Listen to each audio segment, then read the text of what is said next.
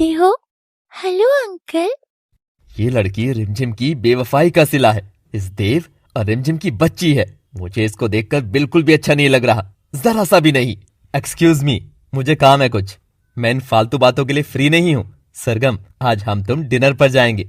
कुछ सेक्सी सा पहनना, आज की रात बहुत हसीन होने वाली है।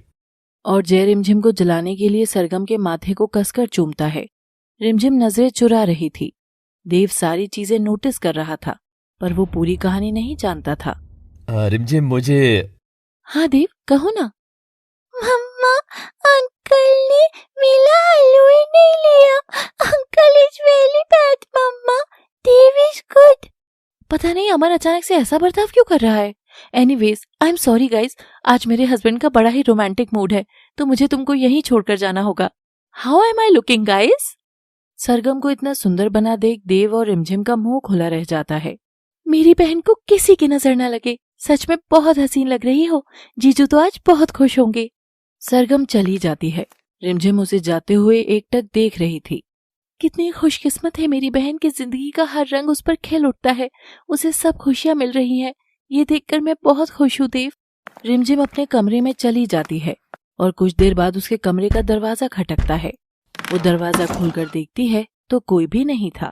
तभी वो देखती है कि नीचे एक गिफ्ट बॉक्स रखा है। अरे ये बॉक्स! रिमझिम उसे भीतर लेकर जाती है और खोलती है तो उसमें एक बहुत सुंदर काले रंग का ड्रेस गाउन निकलता है, जिसके साथ एक चिट्ठी भी थी।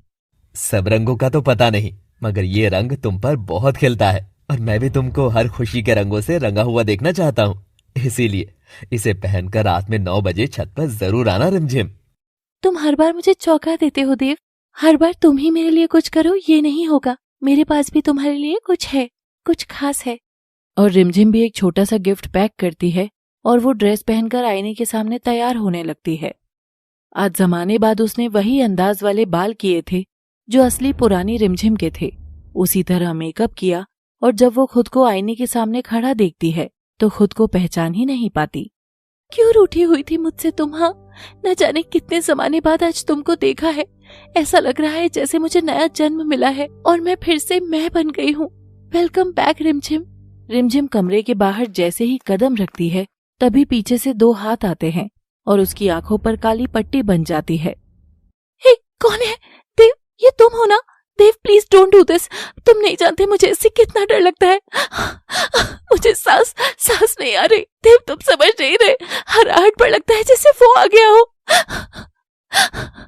और रिमझिम को ऐसा लगता है जैसे अजय उसके आसपास हो और उसकी आंखें बंद होते ही उसे घूर रहा है।